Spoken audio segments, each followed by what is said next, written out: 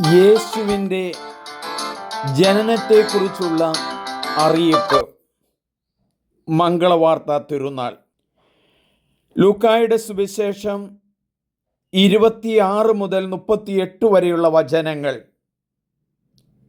ഈ വചനം വായിക്കുന്നതിന് മുമ്പ് ഈ വചനവുമായി ബന്ധപ്പെട്ട് ചിന്തിക്കാൻ പറ്റുന്ന 8 കാര്യങ്ങൾ ഞാൻ സംസാരിക്കുകയാണ്.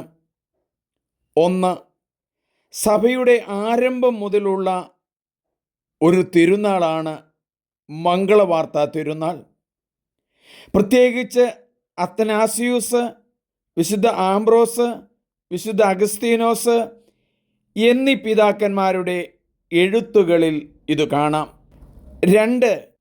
ദൈവത്തിൻ്റെ കൃപ നിറഞ്ഞവളാണ് മറിയം. 3. ഗബ്രിയേൽ മാലാഖയുടെ സന്ദേശം. യേശുവിൻ്റെ അമ്മയാകാൻ തിരഞ്ഞെടുത്തിരിക്കുന്നു. പരിശുദ്ധാത്മാവ് നിന്റെ മേൽ വരും. 4. ദൈവഹിതത്തിന് ഉത്തരം നൽകുന്നു യെസ് എന്ന് പറഞ്ഞുകൊണ്ട് മറിയം. 5. ഇന്നത്തെ സാഹചര്യത്തിൽ ലവ് ജിഹാദുമായി ഈ മറിയത്തിൻ്റെ മംഗളവാർത്ത എങ്ങനെ ബന്ധപ്പെടുത്തി ചിന്തിക്കാനും പ്രാർത്ഥിക്കാനും കഴിയും. 6. Living together, how can we explain, നമുക്കെങ്ങനെ വിശുദ്ധീകരിക്കാൻ സാധിക്കും? മംഗളവാർത്ത പെരുന്നാളുമായി ചിന്തിച്ച് എങ്ങനെ പ്രാർത്ഥിക്കാൻ കഴിയും? 8. കുടുംബ ബന്ധവും പരിശുദ്ധ മറിയവും, കുടുംബവും തിരുസഭയും. വിശുദ്ധ ലൂക്ക അറിയിച്ച സുവിശേഷം 1-ാം അധ്യായം 26 മുതൽ 38 വരെയുള്ള വചനങ്ങൾ. യേശുവിൻ്റെ ജനനത്തെക്കുറിച്ച് അറിയിപ്പ്. മംഗളവാർത്ത തിരുനാൾ മാർച്ച് 25, 26-ാം വചനം മുതൽ. 6-ാം മാസം ഗബ്രിയേൽ ദൂതൻ ഗലീലിയിൽ നസറത്ത് എന്ന പട്ടണത്തിൽ ദാവീദിൻ്റെ വംശത്തിൽപ്പെട്ട ജോസഫ് എന്നു പേരായ പുരുഷനുമായി വിവാഹ നിശ്ചയം ചെയ്തിരുന്ന കന്യകയുടെ അടുത്തേക്ക് ദൈവത്താൽ അയക്കപ്പെട്ടു. അവളുടെ പേര് മറിയം എന്നായിരുന്നു. ദൂതൻ അവളുടെ അടുത്ത് വന്നു പറഞ്ഞു, ദൈവകൃപ നിറഞ്ഞവളെ സ്വസ്തി, കർത്താവ് നിന്നോടുകൂടെ. ഈ വചനം കേട്ട് അവൾ വളരെ അസ്വസ്ഥയായി.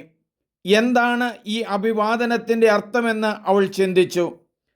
ദൂതൻ അവളോട് പറഞ്ഞു, മറിയമേ, നീ ഭയപ്പെടേണ്ട, ദൈവസന്നിധിയിൽ നീ കൃപ കണ്ടെത്തിയിരിക്കുന്നു. നീ ഗർഭം ധരിച്ച് ഒരു പുത്രനെ പ്രസവിക്കും. നീ അവന് യേശു എന്ന് പേരിടണം. അവൻ വലിയവനായിരിക്കും, അത്യുന്നതൻ്റെ പുത്രൻ എന്ന് വിളിക്കപ്പെടും.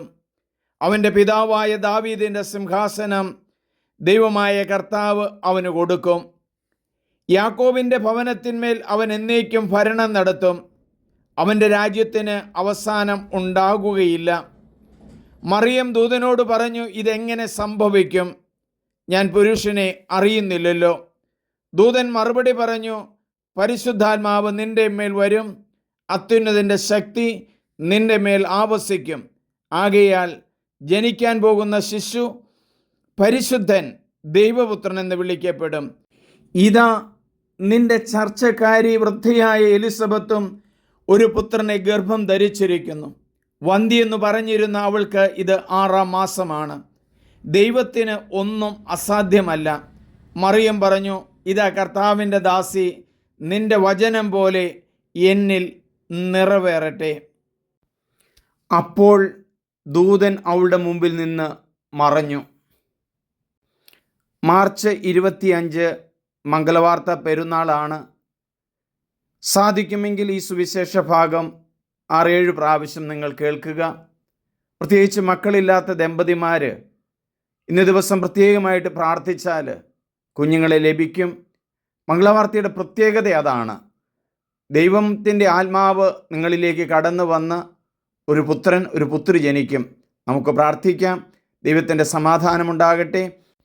മംഗളവാർത്ത തിരുനാളിൻ്റെ എല്ലാ മംഗളങ്ങളും ആശംസിക്കുന്നു. ദൈവം നിങ്ങളെ അനുഗ്രഹിക്കട്ടെ. Ave Maria.